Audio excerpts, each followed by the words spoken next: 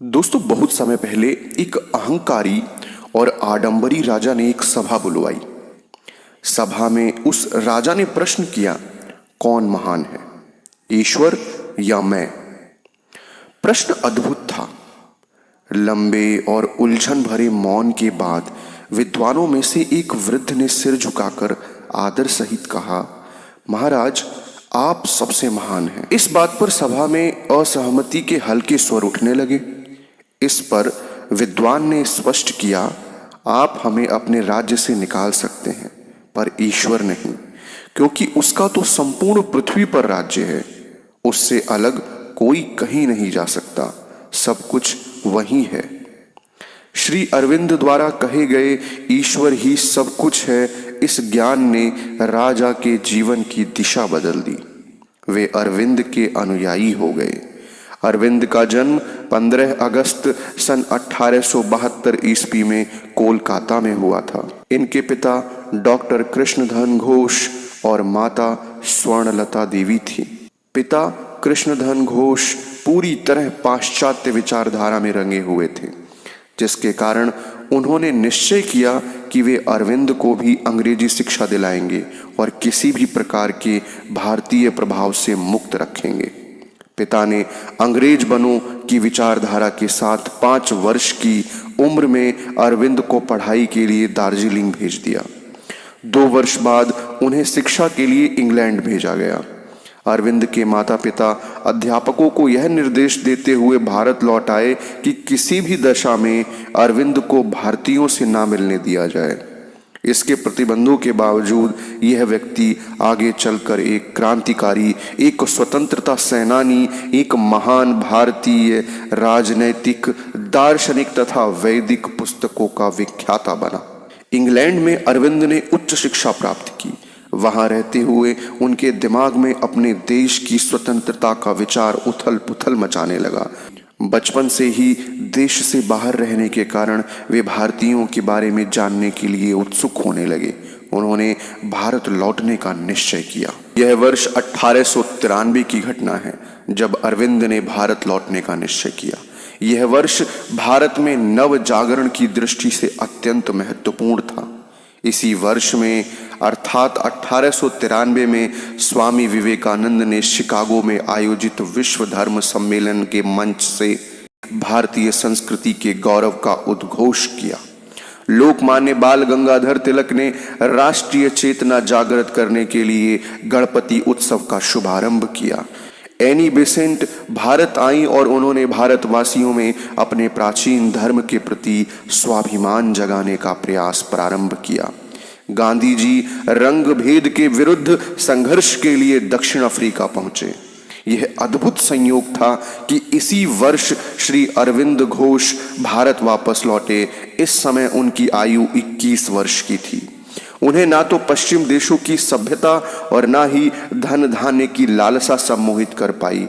उनके अंदर एक ओर अपने देश को अंग्रेजों की दासता से मुक्त कराने की आकुलता थी, दूसरी ओर भारतीय संस्कृति की श्रेष्ठता स्थापित करने की तीव्र लालसा। भारत लौटने पर नवयुवक अरविंद बड़ौदा अर्थात बड़ोदरा महाराज के आग्रह पर वहां के एक कॉलेज में प्रधानाचार्य के पद पर कार्य करने लगे। जिस समय वे शिक्षा के क्षेत्र में ख्याति प्राप्त कर रहे थे, उस समय तक भारतीय राजनीति में भी उनका हस्तक्षेप शुरू हो गया था। वे लेखन द्वारा अपने विचारों को प्रकट करने लगे। इसके लिए उन्होंने कई भारतीय भाषाएं सीखी। सन 1901 में उनका विवाह मृणालिनी के साथ हुआ। मृणालिनी को लिखे पत्रों में अरविंद के विचारों की झलक मिलती थी। उन्होंने लिखा था, दूसरे लोग भारत को देश के बजाय एक जड़ पदार्थ, खेत खलिहान, मैदान, जंगल, नदी के अतिरिक्त कुछ नहीं देखते, पर मुझे तो वे अपनी माँ के रूप में दिखाई देती हैं। वास्तव में अरविंद के लिए मातृभूमि ही सब कुछ थी। उन्हें यह बिल्कुल सहन नहीं हो पाता था कि मातृभूमि गुलामी के बंधनों में जकड़ी यातना सह रही हो। वे जानते थे कि लक्ष्य तक पहुंचने का मार्ग अत्यंत टेढ़ा मेढ़ा, कटीला और खतरों से भरा है। फिर भी लक्ष्य की प्राप्ति के लिए वे अपने जीवन को भी न्यौछावर करने के लिए तैयार थे। लक्ष्य की प्राप्ति के लिए अरविंद का पहला कदम था लेखन के द्वारा जनमत तैयार करना। उन्होंने विभिन्न पत्रों के लिए लिखना प्रारंभ किया। बाद में उन्होंने वंदे भारत नामक पत्र का संपादन भी किया। वे चाहते थे कि भारत के युवा उस समय सिर्फ भारत माँ के बारे में ही सोचें, बाकी सब कुछ भुला दें। उन्होंने लिखा, हमारी मातृभूमि के लिए ऐसा समय आ गया है, अब उसकी सेवा से अधिक प्रिय कुछ भी नहीं। अगर तुम अध्ययन करो तो मातृभूमि के लिए करो। अपने शरीर, मन और आत्मा को उसकी सेवा के लिए प्रशिक्षित करो ताकि वे समृद्ध हो। कष्ट सहो ताकि वे प्रसन्न रह सके। उन्होंने युवाओं को काम करना सीखने के लिए अवसर का लाभ उठाने का आह्वान किया। उन्होंने उनसे कार्य, ईमानदारी, अनुशासन, एकता, धैर्य और सहिष्णुता द्वारा निष्ठा विकसित करने को कहा। 1903 में उन्होंने बंगाल के क्रांतिकारियों से संपर्क किया और सक्रिय रूप से क्रांतिकारी गतिविधियों में शामिल हो गए। अरविंद की क्रांतिकारी गतिविधियों से भयभीत होकर अंग्रेजों ने 1908 में उन्हें और उनके भाई वारीन घोष को अलीपुर बम केस के मामले में गिरफ्तार कर लिया। अलीपुर जेल में उन्हें दिव्य अनुभूति हुई, जिसे उन्होंने काश काहिनी नामक रचना में व्यक्त किया। जेल में रहते हुए उन्होंने अपने क्रांतिकारी विचारों को कविताओं में स्पष्ट किया। जेल से छूटकर अरविंद ने अंग्रेजी भाषा में कर्मयोगी तथा बंगला भाषा में धर्म नामक पत्रिकाओं का संपादन किया। 1912 तक श्री अरविंद ने देश की सक्रिय राजनीति में भाग लिया। 40 वर्ष की आयु के बाद उनकी रुचि पूर्णतः गीता, उपनिषद तथा वेदों की ओर हो गई। उन्होंने पूर्व तथा पश्चिम के दर्शन शास्त्रों का अध्ययन कर अनेक पुस्तकें लिखी। भारतीय संस्कृति उनका प्रिय विषय था।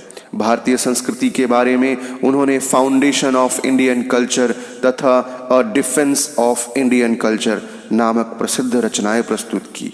उनके द्वारा रचा गया काव्य सावित्री साहित्य जगत की अनमोल धरोहर है। 1926 से लेकर अपने निर्वाण 1950 तक श्री अरविंद साधना और तपस्या में लगे रहे। सार्वजनिक सभाओं तथा भाषणों से दूर वे पौंडचेरी में अपने आश्रम में मानव कल्याण के लिए निरंतर चिंतनशील रहे। वर्षों की तपस्या के बाद उनकी अनूठी कृति लाइफ डिवाइन प्रकाशित हुई। इस पुस्तक की गणना विश्व की महान कृतियों में की जाती है। श्री अरविंद अपने देश और संस्कृति के उत्थान के लिए सदैव प्रयत्नशील रहे। पौंडीचेरी स्थित आश्रम उनकी तपोभूमि थी। यहीं पर उनकी समाधि बनाई गई। यह आश्रम आज भी आध्यात्म ज्ञान तथा तीर्थ स्थल माना जाता है, जहां भारत ही नहीं बल्कि विश्व के अनेक देशों के लोग अपनी ज्ञान पिपासा शांत करने के लिए आते हैं।